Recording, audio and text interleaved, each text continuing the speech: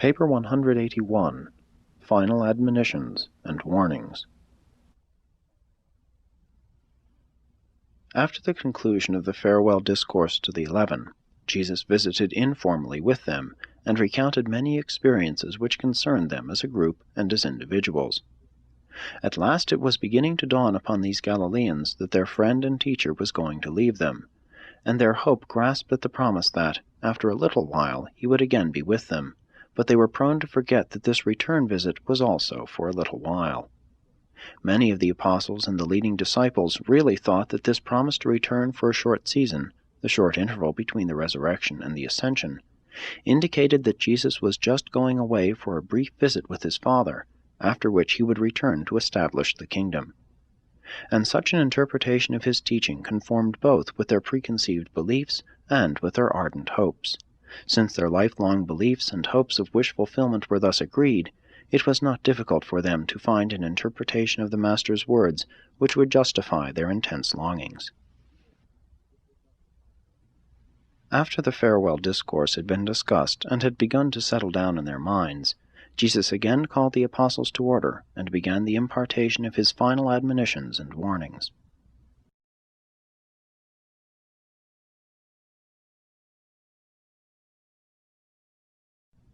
(1) Last words of comfort. When the 11 had taken their seats, Jesus stood and addressed them. As long as I am with you in the flesh, I can be but one individual in your midst or in the entire world. But when I have been delivered from this investment of mortal nature, I will be able to return as a spirit indweller of each of you, and of all other believers in this gospel of the kingdom. In this way the Son of Man will become a spiritual incarnation in the souls of all true believers. When I have returned to live in you and work through you, I can the better lead you on through this life and guide you through the many abodes in the future life in the heaven of heavens.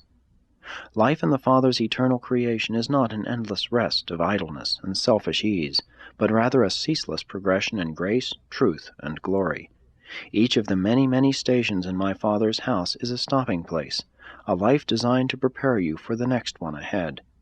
And so will the children of light go on from glory to glory until they attain the divine estate wherein they are spiritually perfected, even as the Father is perfect in all things. If you would follow after me when I leave you, put forth your earnest efforts to live in accordance with the spirit of my teachings and with the ideal of my life, the doing of my Father's will. This do instead of trying to imitate my natural life in the flesh, as I have, perforce, been required to live it on this world. The Father sent me into this world, but only a few of you have chosen fully to receive me. I will pour out my Spirit upon all flesh, but all men will not choose to receive this new teacher as the guide and counselor of the soul. But as many as do receive him shall be enlightened, cleansed, and comforted. And this Spirit of truth will become in them a well of living water springing up into eternal life. And now, as I am about to leave you, I would speak words of comfort. Peace I leave with you, my peace I give to you. I make these gifts not as the world gives, by measure. I give each of you all you will receive. Let not your heart be troubled, neither let it be fearful. I have overcome the world, and in me you shall all triumph through faith. I have warned you that the Son of Man will be killed, but I assure you I will come back before I go to the Father, even though it be for only a little while. And after I have ascended to the Father, I will surely send the new teacher to be with you, and to abide in your very hearts. And when you see all this come to pass, be not dismayed, but rather believe, inasmuch as you knew it all beforehand. I have loved you with a great affection, and I would not leave you, but it is the Father's will. My hour has come. Doubt not any of these truths, even after you are scattered abroad by persecution, and are downcast by many sorrows. When you feel that you are alone in the world, I will know of your isolation, even as, when you are scattered every man to his own place, leaving the Son of Man in the hands of his enemies, you will know of mine. But I am never alone. Always is the Father with me. Even at such a time I will pray for you. And all of these things have I told you, that you might have peace, and have it more abundantly. In this world you will have tribulation, but be of good cheer.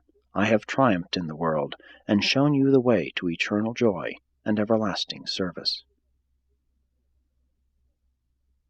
Jesus gives peace to his fellow doers of the will of God, but not on the order of the joys and satisfactions of this material world. Unbelieving materialists and fatalists can hope to enjoy only two kinds of peace and soul comfort. Either they must be Stoics, with steadfast resolution determined to face the inevitable and to endure the worst, or they must be optimists, ever indulging that hope which springs eternal in the human breast, vainly longing for a peace which never really comes. A certain amount of both Stoicism and optimism are serviceable in living a life on earth, but neither has aught to do with that superb peace which the Son of God bestows upon his brethren in the flesh. The peace which Michael gives his children on earth is that very peace which filled his own soul when he himself lived the mortal life in the flesh and on this very world. The peace of Jesus is the joy and satisfaction of a God-knowing individual who has achieved the triumph of learning fully how to do the will of God while living the mortal life in the flesh. The peace of Jesus' mind was founded on an absolute human faith in the actuality of the Divine Father's wise and sympathetic overcare. Jesus had trouble on earth. He has even been falsely called the Man of Sorrows. But in and through all of these experiences, he enjoyed the comfort of that confidence which ever empowered him to proceed with his life purpose in the full assurance that he was achieving the Father's will. Jesus was determined, persistent, and thoroughly devoted to the accomplishment of his mission, but he was not an unfeeling and calloused Stoic. He ever sought for the cheerful aspects of his life experiences, but he was not a blind and self-deceived optimist. The Master knew all that was to befall him, and he was unafraid. After he had bestowed this peace upon each of his followers, he could consistently say, "Let not your heart be troubled, neither let it be afraid." The peace of Jesus is, then, the peace and assurance of a son who fully believes that his career for time and eternity is safely and wholly in the care and keeping of an all-wise, all-loving, and all-powerful Spirit Father. And this is indeed a peace which passes the understanding of mortal mind, but which can be enjoyed to the full by the believing human heart.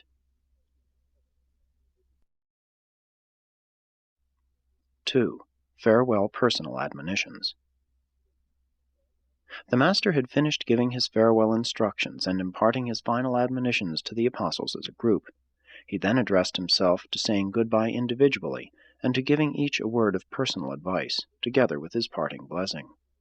The apostles were still seated about the table, as when they first sat down to partake of the Last Supper, and as the Master went around the table talking to them, each man rose to his feet when Jesus addressed him. To John Jesus said, "You, John, are the youngest of my brethren. You have been very near me, and while I love you all with the same love which a father bestows upon his sons, you are designated by Andrew as one of the three who should always be near me. Besides this, you have acted for me, and must continue so to act in many matters concerning my earthly family. And I go to the Father, John, having full confidence that you will continue to watch over those who are mine in the flesh. See to it that their present confusion regarding my mission does not in any way prevent your extending to them all sympathy, counsel, and help, even as you know I would, if I were to remain in the flesh. And when they all come to see the light and enter fully into the kingdom, while you all will welcome them joyously, I depend upon you, John, to welcome them for me. And now, as I enter upon the closing hours of my earthly career, remain near at hand, that I may leave any message with you regarding my family. As concerns the work put in my hands by the Father, it is now finished, except for my death in the flesh, and I am ready to drink this last cup. But as for the responsibilities left to me by my earthly father, Joseph, while I have attended to these during my life, I must now depend upon you to act in my stead in all these matters. And I have chosen you to do this for me, John, because you are the youngest, and will therefore very likely outlive these other apostles. Once we called you and your brother sons of thunder. You started out with us strong-minded and intolerant, but you have changed much since you wanted me to call fire down upon the heads of ignorant and thoughtless unbelievers. And you must change yet more. You should become the apostle of the new commandment which I have this night given you, Dedicate your life to teaching your brethren how to love one another, even as I have loved you. As John Zebedee stood there in the upper chamber, the tears rolling down his cheeks, he looked into the Master's face and said, "And so I will, my Master, but how can I learn to love my brethren more?" And then answered Jesus, "You will learn to love your brethren more when you first learn to love their Father in heaven more, and after you have become truly more interested in their welfare in time and in eternity. And all such human interest is fostered by understanding sympathy, unselfish service, and unstinted forgiveness. No man should despise your youth, but I exhort you always to give due consideration to the fact that age oftentimes represents experience, and that nothing in human affairs can take the place of actual experience. Strive to live peaceably with all men, especially your friends in the brotherhood of the heavenly kingdom. And John, always remember, strive not with the souls you would win for the kingdom." And then the Master, passing round his own seat, paused a moment by the side of the place of Judas Iscariot. The apostles were rather surprised that Judas had not returned before this, and they were very curious to know the significance of Jesus' sad countenance as he stood by the betrayer's vacant seat. But none of them, except possibly Andrew, entertained even the slightest thought that their treasurer had gone out to betray his Master, as Jesus had intimated to them earlier in the evening and during the supper.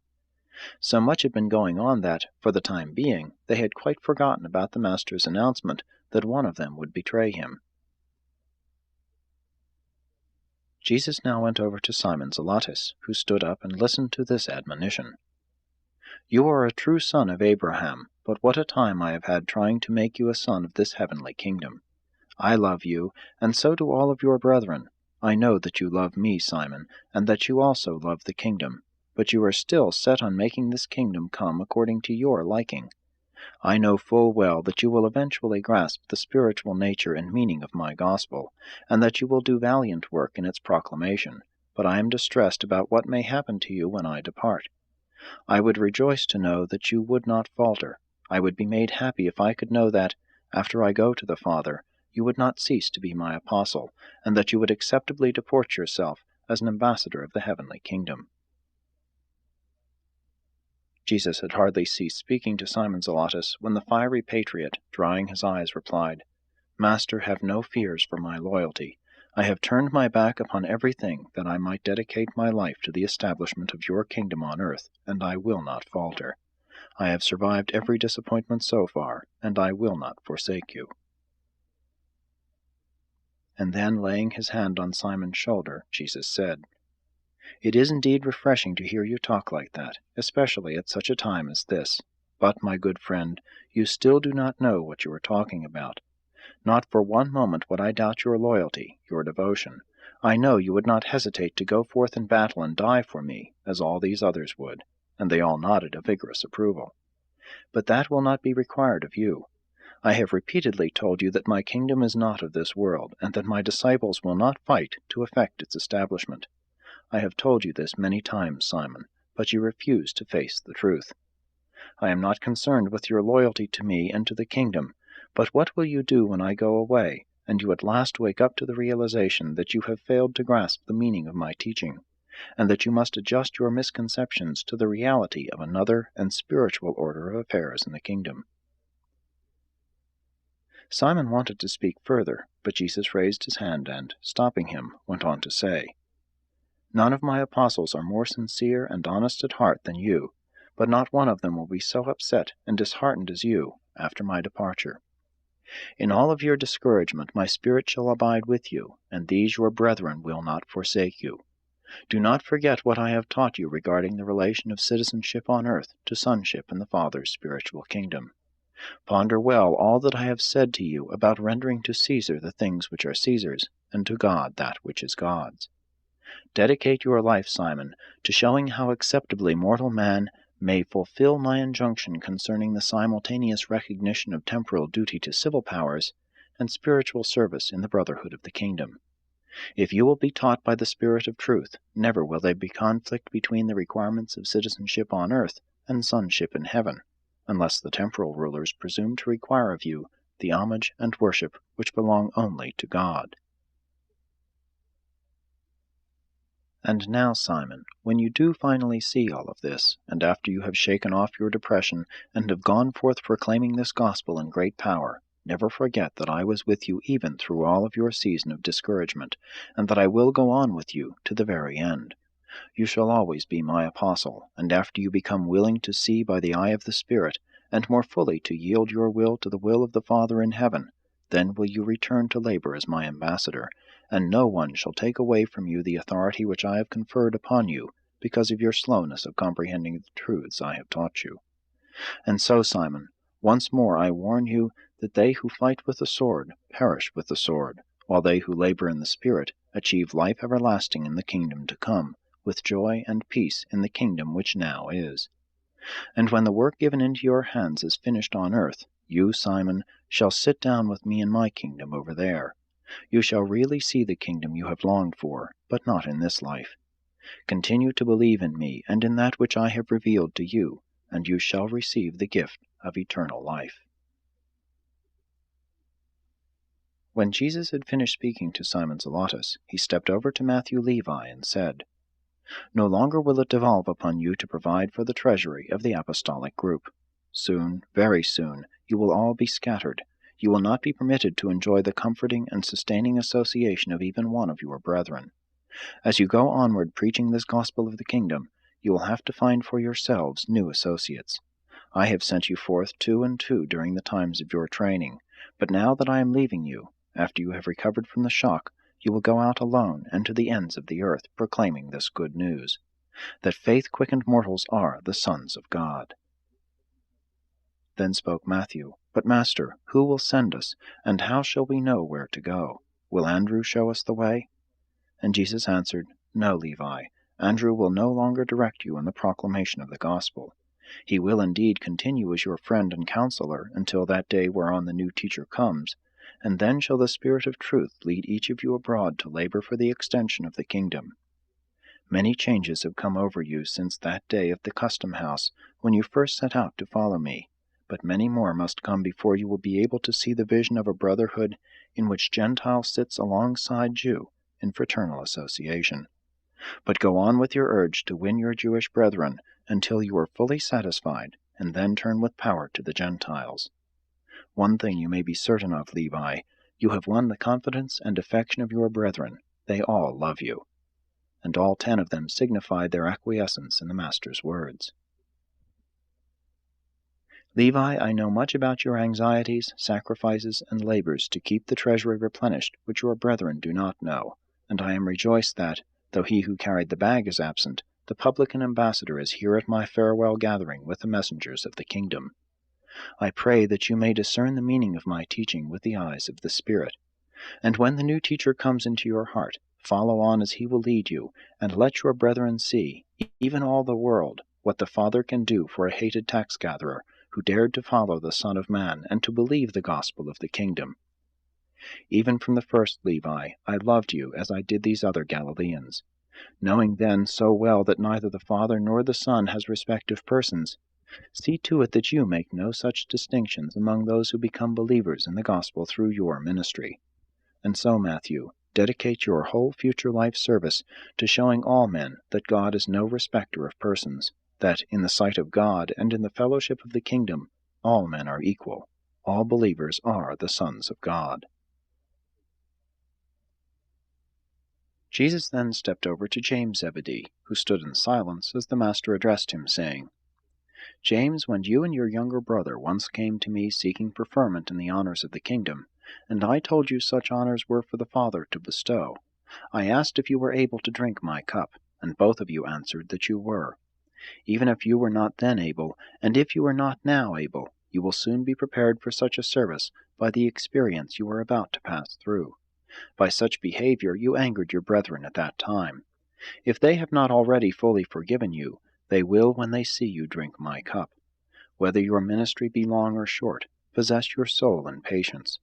When the new teacher comes, let him teach you the poise of compassion and that sympathetic tolerance which is born of sublime confidence in me and of perfect submission to the Father's will. Dedicate your life to the demonstration of that combined human affection and divine dignity of the God-knowing and Son-believing disciple. and all who thus live will reveal the gospel even in the manner of their death. You and your brother John will go different ways, and one of you may sit down with me in the eternal kingdom long before the other. It would help you much if you would learn that true wisdom embraces discretion as well as courage. You should learn sagacity to go along with your aggressiveness. There will come those supreme moments wherein my disciples will not hesitate to lay down their lives for this gospel, but in all ordinary circumstances it would be far better to placate the wrath of unbelievers, that you might live and continue to preach the glad tidings. As far as lies in your power, live long on the earth, that your life of many years may be fruitful in souls won for the heavenly kingdom. When the Master had finished speaking to James Zebedee, he stepped around to the end of the table where Andrew sat, and, looking his faithful helper in the eyes, said, "Andrew, you have faithfully represented me as acting head of the ambassadors of the heavenly kingdom. Although you have sometimes doubted, and at other times manifested dangerous timidity, still you have always been sincerely just and eminently fair in dealing with your associates. Ever since the ordination of you and your brethren as messengers of the kingdom, you have been self-governing in all group administrative affairs, except that I designated you as the acting head of these chosen ones. In no other temporal matter have I acted to direct or to influence your decisions, and this I did in order to provide for leadership in the direction of all your subsequent group deliberations. In my universe, and in my Father's universe of universes, our brethren's sons are dealt with as individuals in all their spiritual relations, but in all group relationships we unfailingly provide for definite leadership. Our kingdom is a realm of order, and where two or more will creatures act in cooperation, there is always provided the authority of leadership. And now, Andrew, since you are the chief of your brethren by authority of my appointment, and since you have thus served as my personal representative, and as I am about to leave you and go to my Father, I release you from all responsibility as regards these temporal and administrative affairs. From now on you may exercise no jurisdiction over your brethren, except that which you have earned in your capacity as spiritual leader, and which your brethren therefore freely recognize. From this hour you may exercise no authority over your brethren, unless they restore such jurisdiction to you by their definite legislative action, after I shall have gone to the Father. But this release from responsibility as the administrative head of this group does not in any manner lessen your moral responsibility to do everything in your power to hold your brethren together with a firm and loving hand during the trying times just ahead, those days which must intervene between my departure in the flesh and the sending of the new teacher who will live in your hearts, and who ultimately will lead you into all truth.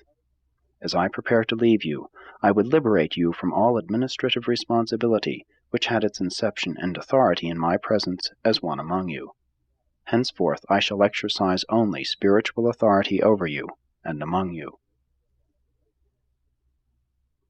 If your brethren desire to retain you as their counselor, I direct that you should, in all matters temporal and spiritual, do your utmost to promote peace and harmony among the various groups of sincere gospel believers. Dedicate the remainder of your life to promoting the practical aspects of brotherly love among your brethren. Be kind to my brothers in the flesh when they come fully to believe this gospel. Manifest loving and impartial devotion to the Greeks in the west and to Abner in the east.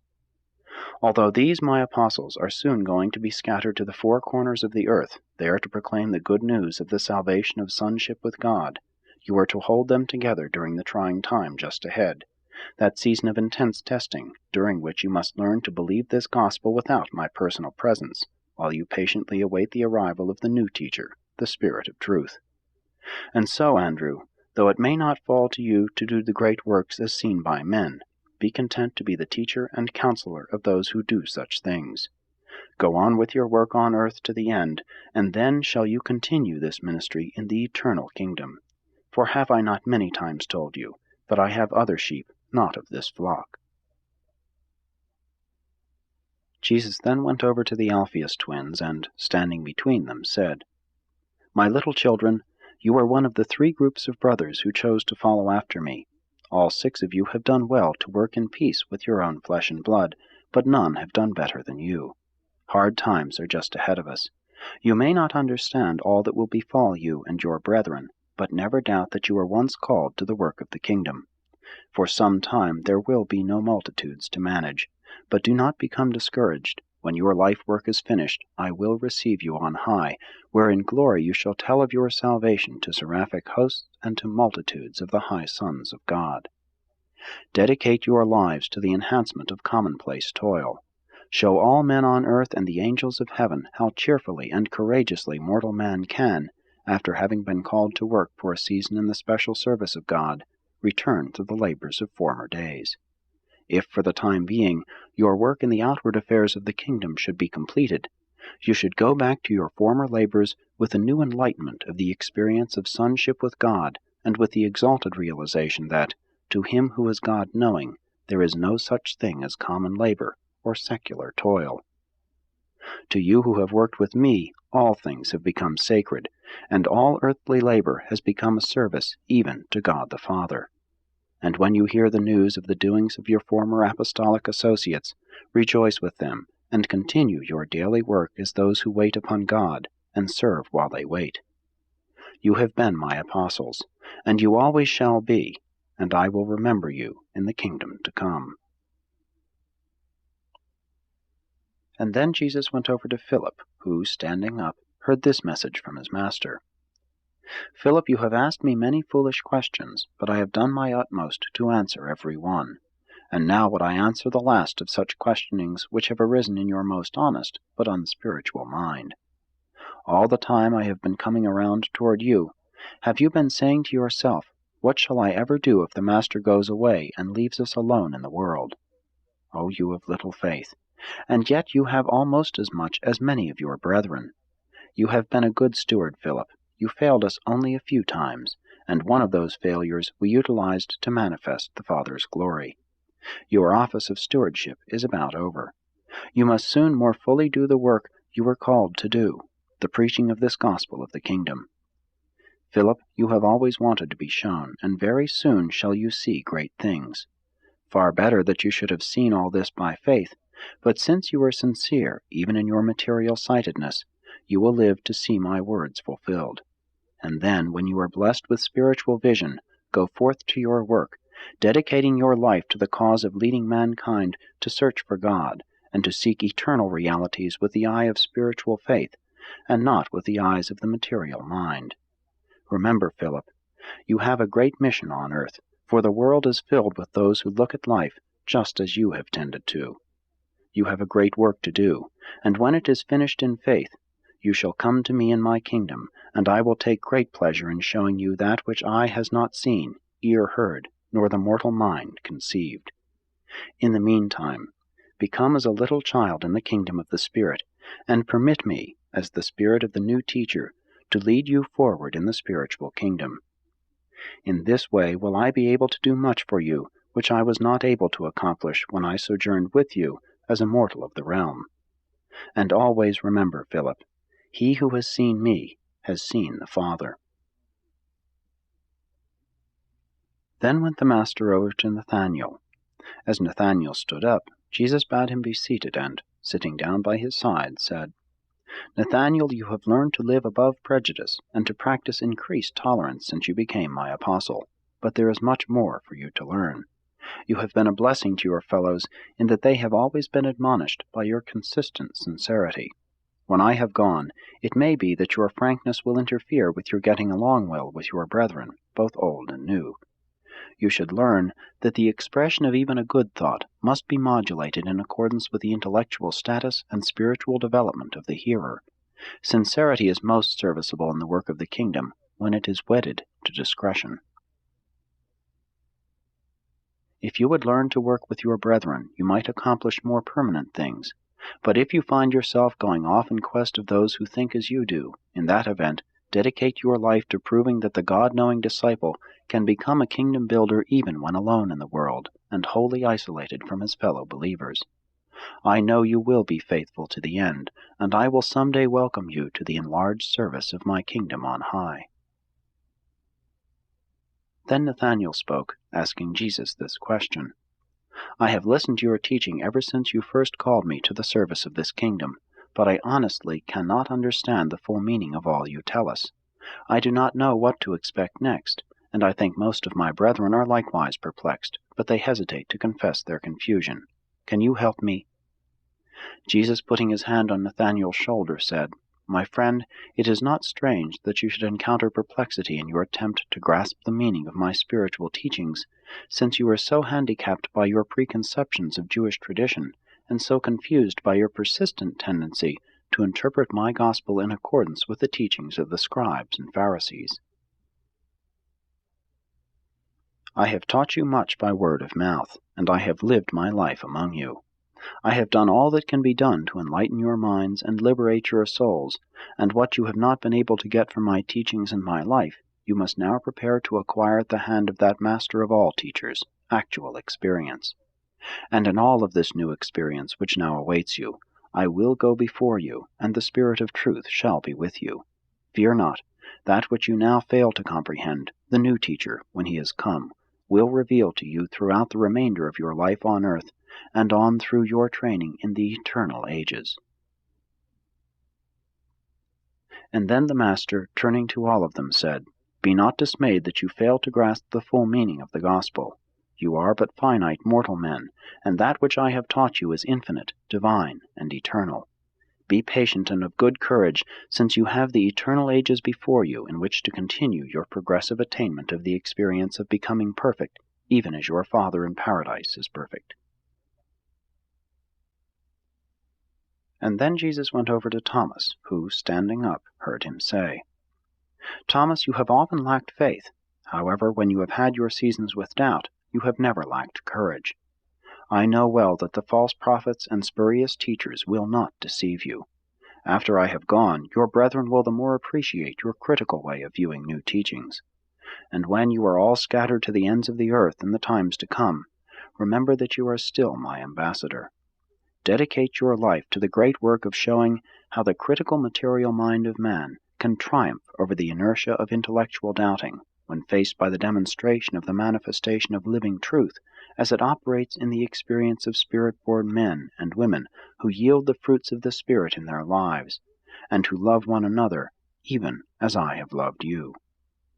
Thomas, I am glad you joined us, and I know, after a short period of perplexity, you will go on in the service of the kingdom. Your doubts have perplexed your brethren, but they have never troubled me. I have confidence in you, and I will go before you even to the uttermost parts of the earth." Then the Master went over to Simon Peter, who stood up as Jesus addressed him.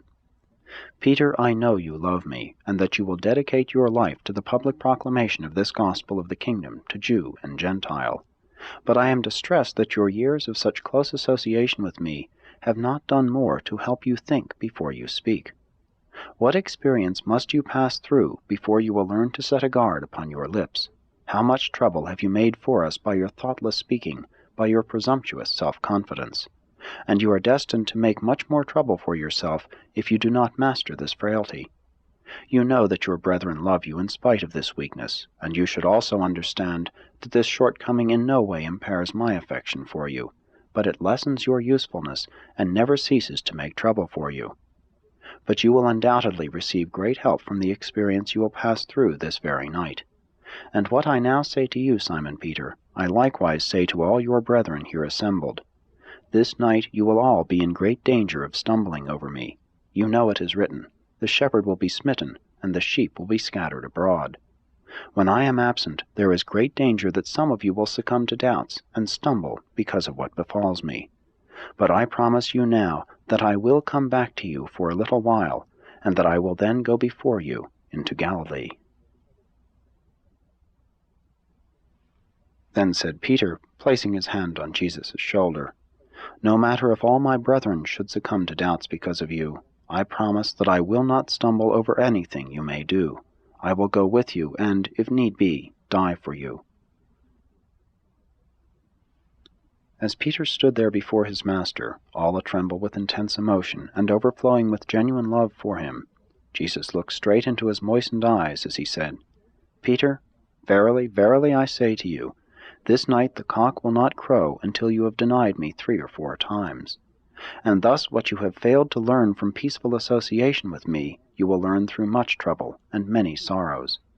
And after you have really learned this needful lesson, you should strengthen your brethren, and go on living a life dedicated to preaching this gospel, though you may fall into prison and, perhaps, follow me in paying the supreme price of loving service in the building of the Father's kingdom.